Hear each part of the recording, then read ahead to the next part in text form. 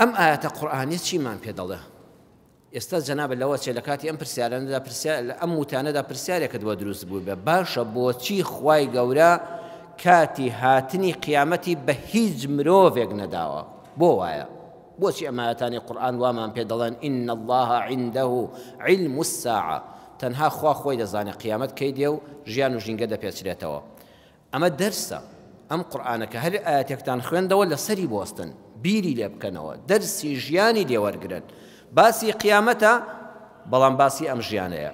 ئەم قورئانەی ئێمە سبحان الله ئەم ئیسلامەتێک هەڵکێشە دوو ڕووی یەک دراوە.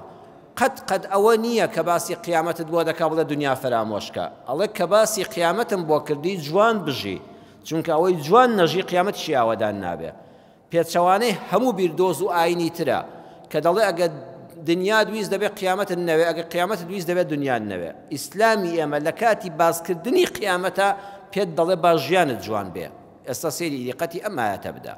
لەم ئاەتەدا پێمان دەڵێ یەکەمیان هەر کەسێ بڵێ ساڵ و سەدەی ئەوەندە دنیای کۆتایی پێدێ و ئەوە دڵنیا بە ئەگە یەقینەن قسەکە بکە ئەوە پێی کافر دەبێ. پێی کافر دەبێ هەر کەسێ بڵێ سەدەی ئەوەندە چەند ساڵی ماوە جاروبار ئەم قسەیە ئەم وڕێنەیە دەگەڵ ڕێزم بۆ ڕووی جەنابتان ئەوە پێڵام وڕێنە کابرایەک وڕێنەیەک دەکات دەڵێ ساڵی ئەوەندە بە پێی حروفی ئەوە بێ نازانچی دنیا کۆتایی پێدێ. ئەگەر عیلمی وابێ کە ڕاز دەکا کافر دەبێ.